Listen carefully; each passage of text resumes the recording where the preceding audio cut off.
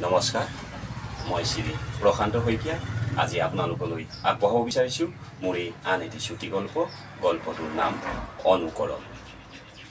ফলাফৰিয়ে মৰিয়াই মৰিয়াই তোৰ পিঠি বহল কৰি দিল।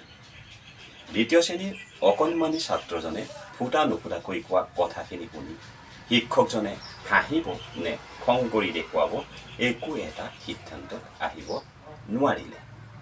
ঘৰত কৰি আনিবলৈ দিয়া কামখিনি কৰি দেখুৱাব নোৱাৰাৰ বাবে শিক্ষকজনে শাৰীৰিক শাস্তিৰ ভাবুকি দি ল'ৰাজনক ভয় খুৱাবৰ চেষ্টা কৰিছিল। যদিও নতুন শিক্ষানীতি অনুসৰি প্ৰকৃততে কোনো ধৰণৰ শাৰীৰিক শাস্তি দিয়া নহয়, কিন্তু সৰু ল'ৰাজনে ভয় নকৰি ওলোটাই ফলাফৰিয়ে মৰিয়াই মৰিয়াই শিক্ষকজনৰ পিঠি বহল কৰাৰহে অনুমতি দিয়ে। কথাষাৰে প্ৰথম শিক্ষকজনক হাঁহিৰ খোৰাক জগাইছিল যদিও ছাত্ৰজনৰ ভৱিষ্যতৰ কথা চিন্তা কৰি অভিভাৱকৰ লগত বিষয়টো আলোচনা কৰি চোৱাৰ সিদ্ধান্ত লয়।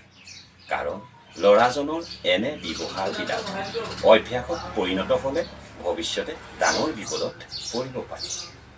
প্ৰধান শিক্ষয়িত্ৰীয়ে ফোন কৰি মাতি দিয়াৰ বাবে স্কুল ছুটিৰ আগে আগে অভিভাৱক তথা ল'ৰাজনৰ দেউতাক বিদ্যালয়ত উপস্থিত হয়।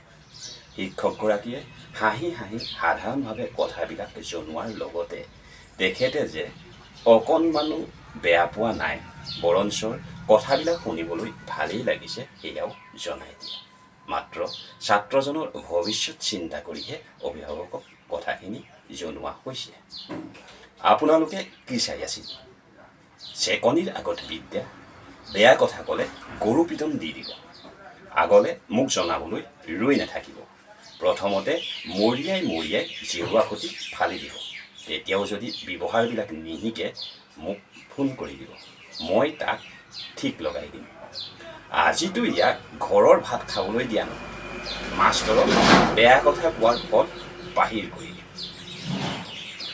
অভিভাৱকজনক তৰ্জন গৰ্জন শুনি ৰজা বিক্ৰমাদিত্য আৰু দুটা ভাটৌ চৰাই সাধুটো মনত পৰিব। আচলতে সৰু ল'ৰাজনৰ গাত কোনো দুখ নাই। সি যেনেকুৱা পৰিৱেশত ডাঙৰ হৈছে তেনেকুৱা কথাই অনুকৰণ কৰিছে। ধন্যবাদ।